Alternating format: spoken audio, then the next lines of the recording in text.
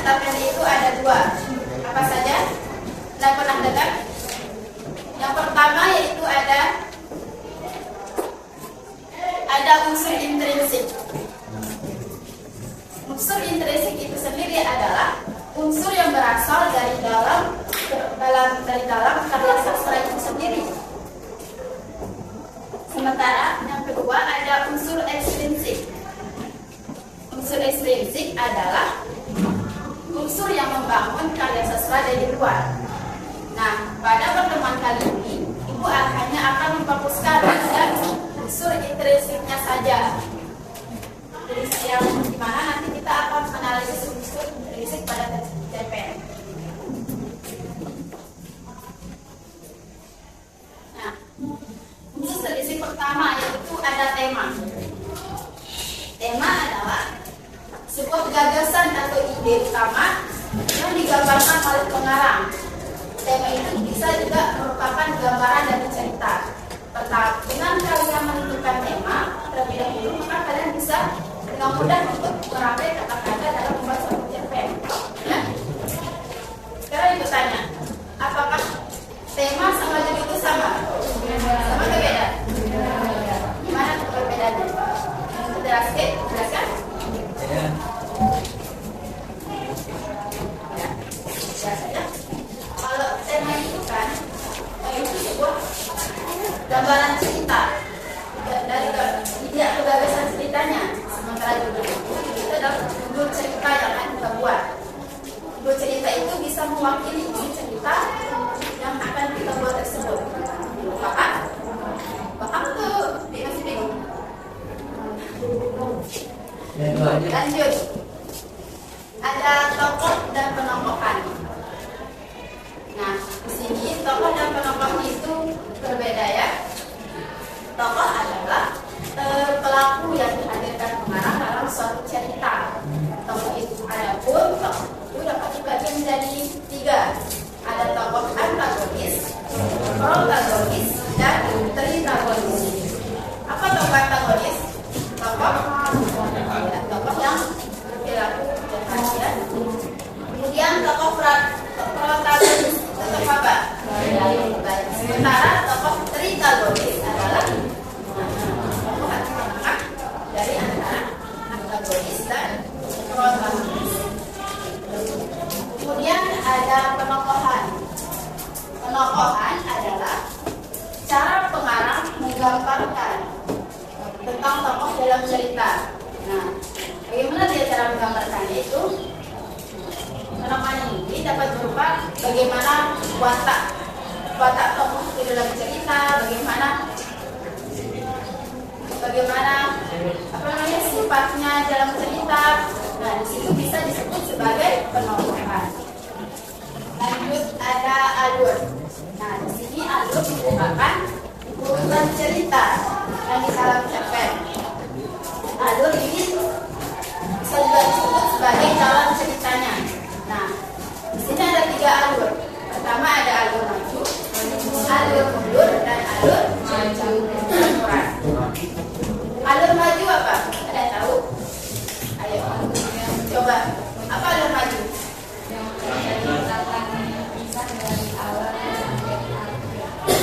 Sekali.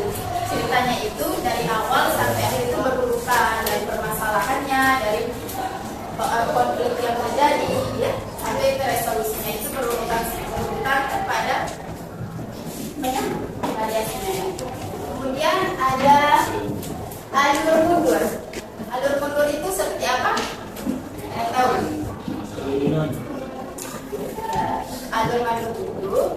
Alur mundur itu adalah alur yang tidak berurutan, ya. Dia pertama itu menceritakan dari awal, kemudian ada kayak flashback untuk menceritakan dari masa lalunya, gitu. Itu termasuk dari alur mundur.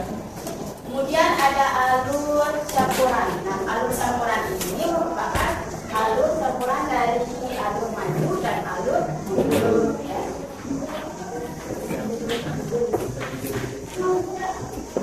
Tolong dicatat ya apa yang dicampur itu saja. Kemudian ini adalah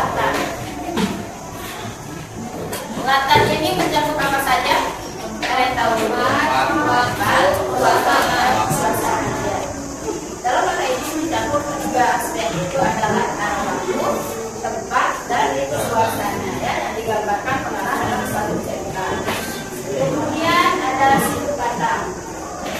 Sudut pandang itu adalah cara memandang sosok dalam cerpen, sebagai pemicu tentu dalam cerpen ya. Adapun sudut pandang itu terbagi menjadi dua ya. Tapi di sini hanya dua saja ya.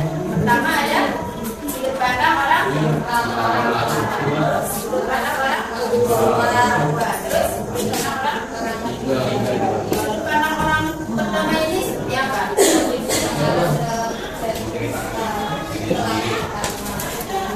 Menggunakan kata ganti apa?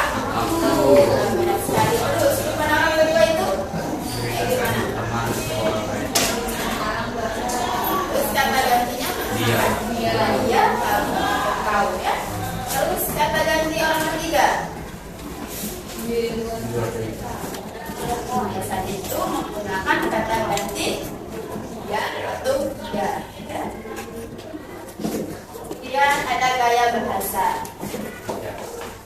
Gaya bahasa ini bisa juga disebut dengan majas, sering kadang kenalkan nama majas. Ini cara seorang pengarang menguraikan suatu cerpen. Gaya bahasa ini meliputi penggunaan kalimat, pemilihan kata, atau penggunaan ya. Dalam gaya bahasa ini, dalam penggunaan gaya bahasa ini dapat menarik pembaca untuk membaca cerpen itu. Tadi karena kan di sana pasti bakal kata-katanya itu akan dipermudah atau akan menarik. Nah, itulah fungsinya gaya bahasa. Kemudian ada amanat. Itu kita tahu amanat itu apa. Amanat itu adalah pesan moral yang disampaikan pengarang kepada pembaca. Terus amanat ini biasanya bersifat tersirat. Ada tahu apa itu tersirat? Tidak menyampaikan misalnya secara yang jadi pesan yang kita ambil tidak langsung tertuju. Jadi pesannya itu bisa kalian ambil dari cerita yang kalian baca ya. Nah, untuk interiornya ini saja. Sampai sini ada yang bertanya? Sudah paham atau gimana? Sudah. Baik, itu sekarang aku ada sebuah cerpen.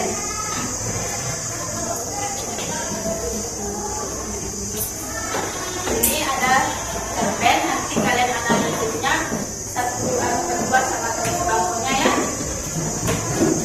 Nanti setelah selesai membacakan baru nanti perwakilan untuk presentasikan hasilnya secara kelompoknya. Tugasnya itu ada menentukan yang saja yang ada dalam cerpen seperti tema, alur, terus pembahasan, bahasa, terus sudut pandang, gaya bahasa dan amanat. Itu kalian analisis ya. Berlangsung dari satu kartu.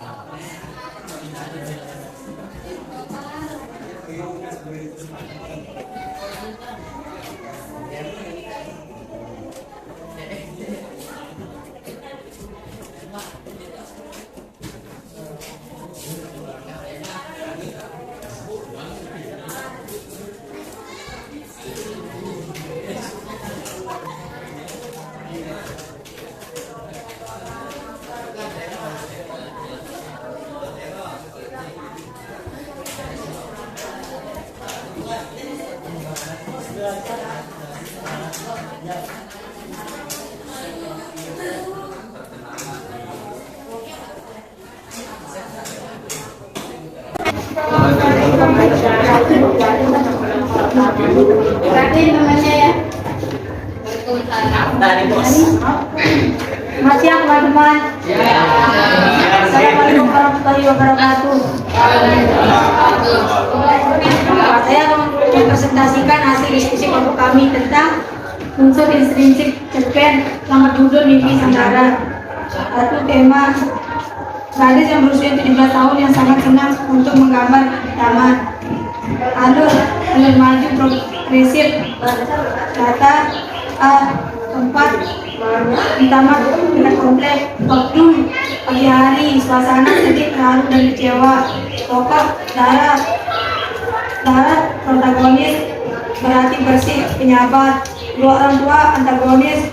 Dua orang tua darat selalu menghancurkan karena tidak ada yang bisa diharapkan dari gadis yang berkursi roda tersebut. Ana protagonis, gadis tersebut mengulurkan tangannya untuk Zara dan mulai menyebutkan namanya, yaitu Ana. Sudut pandang, menggunakan sudut pandang orang. Yang saya sampaikan pada pertemuan kali ini. Terima kasih atas kerjasamanya.